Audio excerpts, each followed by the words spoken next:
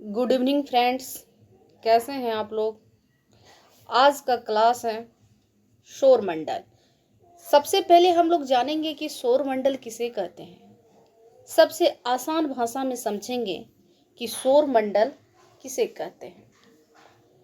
सौर मंडल सूर्य के चारों ओर जितने भी ग्रह चक्कर लगा रहे, ग्रह, उपग्रह, क्षुद्र ग्रह, धूमकेतु, पुछल तारा एवं अन्य खगोलीय पिंडों के समूह को सौर मंडल कहते हैं। याद हो गया, सौर मंडल किसे कहते हैं। सौर मंडल का मतलब ही होता है, सौर मतलब क्या होता है, सूर्य। एकदम वर्ड को समझिए, सौर का मतलब क्या होता है, सूर्य। सूर्य के चारों ओर जितने भी चक्कर लगा रहे हैं, यानी कि सूर्य के चारों ओर चक्कर लगाने वाले ग्रह, उपग्रह, क्षुद्र ग्रह, धूमकेतु, पुछल तारा एवं अन्य खगोलीय पिंडों के समूह को सौर मंडल कहते हैं। अब समझ में आ गया। जहां सौर आ गया सूर्य, और मंडल मतलब उसके चारों, सूर्य के चारों ओर। अब हम लोग क्वेश्चन स्टार्ट करते हैं सौर मंडल से। एक भी क्वेश्चन छूटेगा नहीं, चाहे किसी भी एग्जाम का हो। अब देखिए कि क्वेश्चन कहाँ कहाँ से पूछा जा रहा है। हर एग्जाम में ये क्वेश्चन पूछा जाता है, और ज्योग्राफी में एक भी टॉपिक से क्वेश्चन नहीं छोड़ेंगे, ना छूटने देंगे। फर्स्ट, सौर प्रणाली की खोज किसने की थी। एसएससी 2013 में पूछा गया है। सौर प्रणाली की खोज किसने की थी। गैलीलियो, जेएलबर्ट, कोपरनिकस या फिर केपलर, किसने किया था। आप जानते हैं इसका आंसर, तो जवाब दीजिए।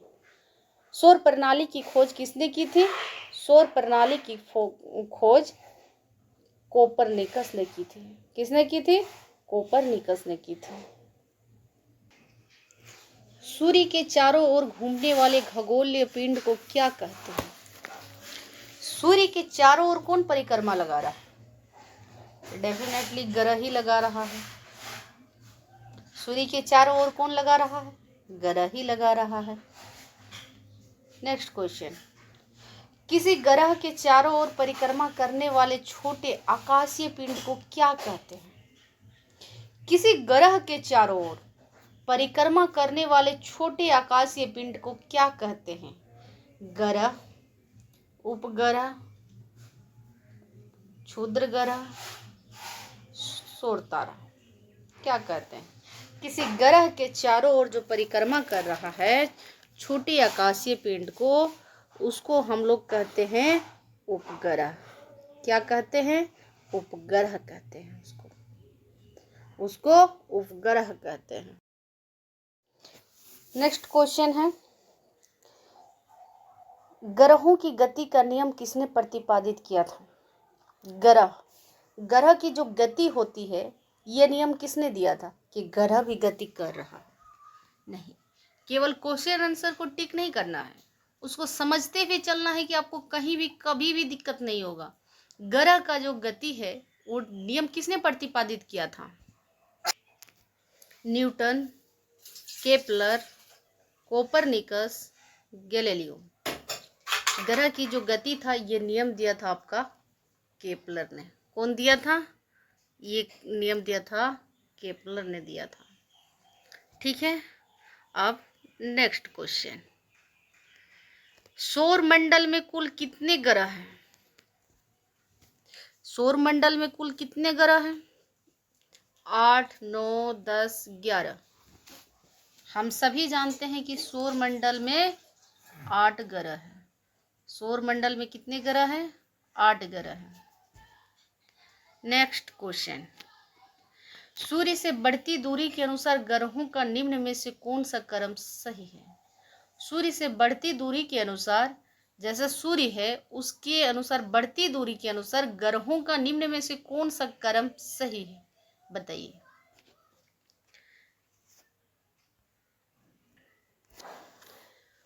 ऑप्शन, बुध, शुक्र, पृथ्वी, मंगल, बुध, पृथ्वी, मंगल, शुक्र, बुध, मंगल, पृथ्वी, शुक्र, बुध, मंगल, शुक्र, पृथ्वी।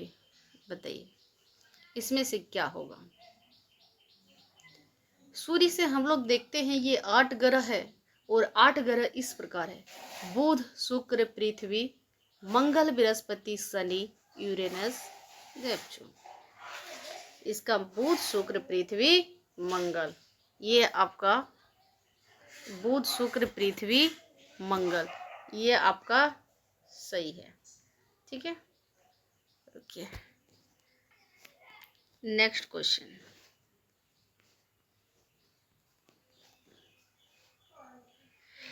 पृथ्वी से बढ़ती दूरी के अनुसार ग्रहों का निम्न में से कौन सा क्रम सही है?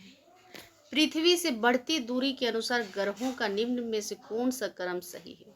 अभी हमने बताया क्वेश्चन में, क्या क्वेश्चन बताया? सूर्य के बाद बुध, शुक्र, पृथ्वी, मंगल, बृहस्पति, शनि, यूरेनस, नेपच्यून।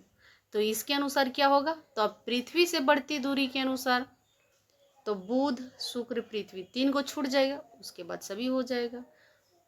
बुध, शुक्र, पृथ्वी, मंगल। पृथ्वी की जो दूरी है वो ऑप्शन नंबर बी, शुक्र।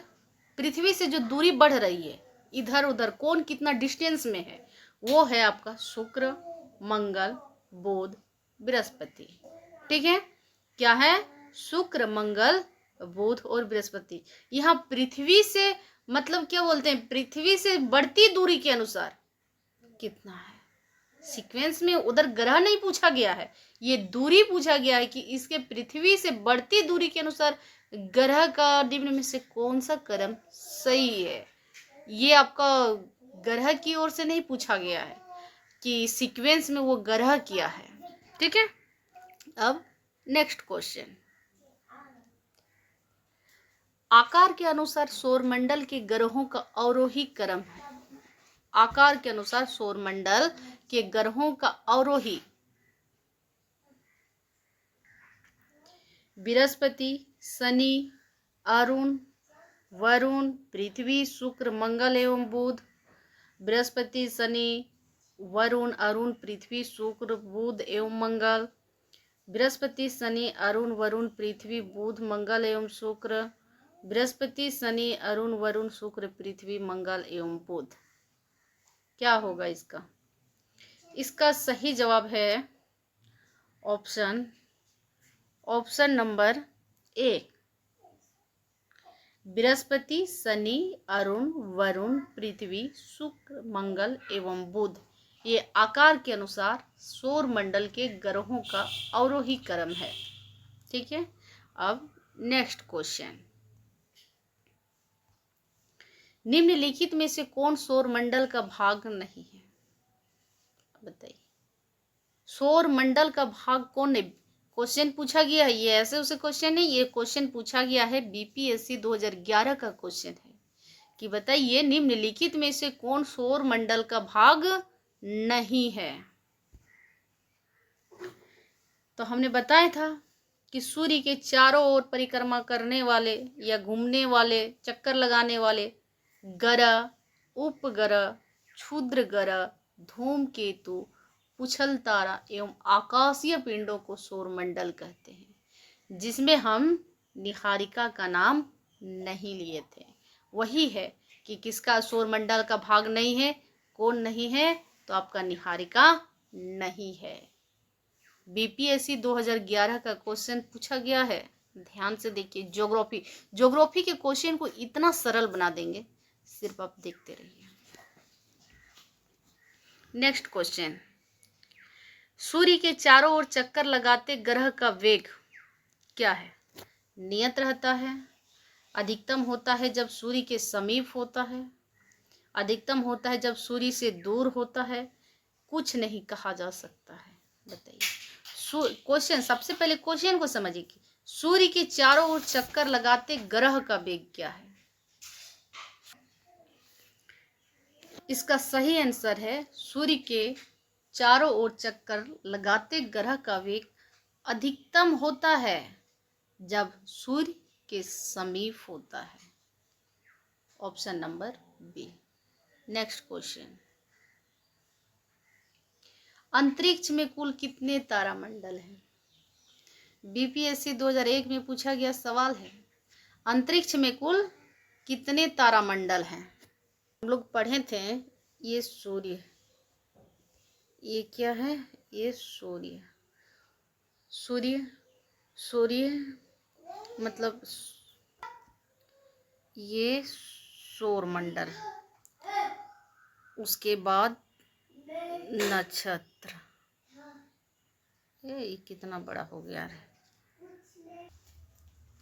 ये है सूर्य, और सूर्य के यहाँ 8 ग्रह, 27 नक्षत्र,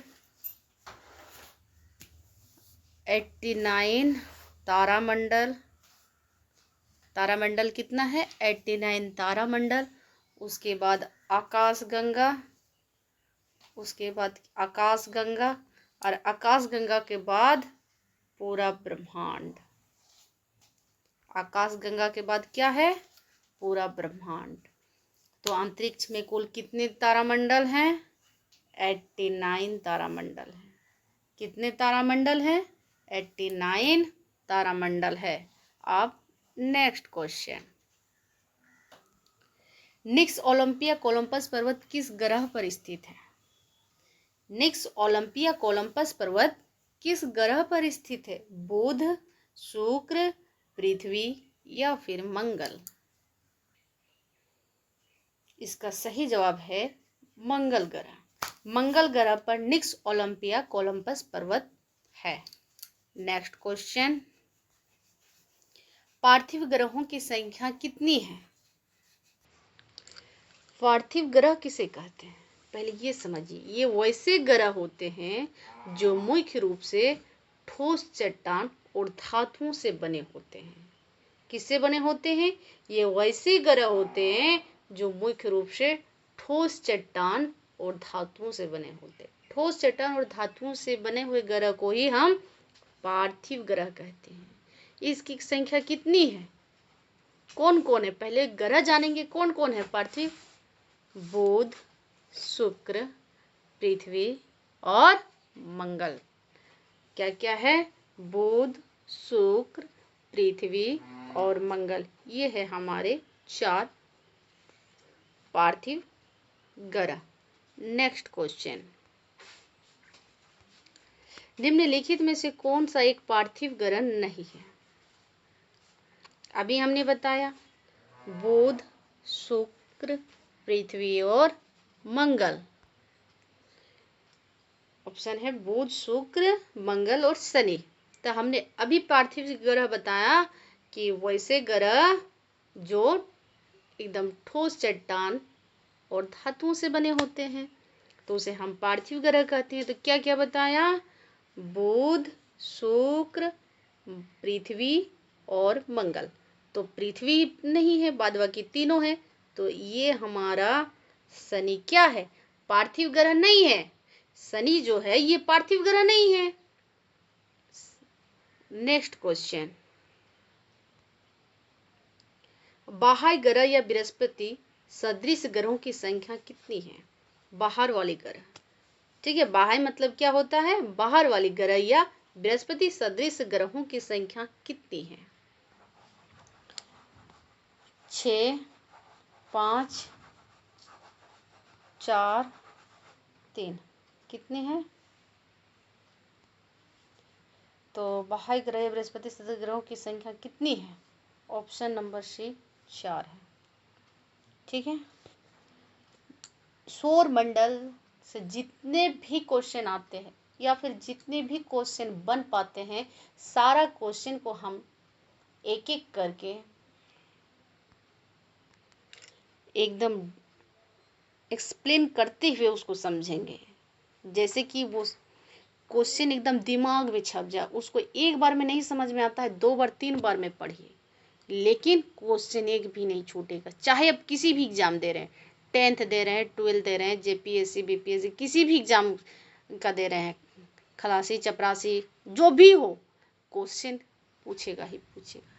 हर क्वेश्चन को आप देख लीजिए, ठीक है। जितना भी क्वेश्चन है, जितना भी क्वेश्चन बन पाता है, सारा क्वेश्चन को हम कराएंगे, और वो भी टॉपिक वाइज। या नहीं, ये मुझे पसंद नहीं है कि यहाँ से एक क्वेश्चन उठा लें, वहाँ से एक क्वेश्चन उठा लें, ऐसा नहीं, एकदम टॉपिक वाइज होगा। ठीक है, तब तक के लिए जय हिंद, जय भारत।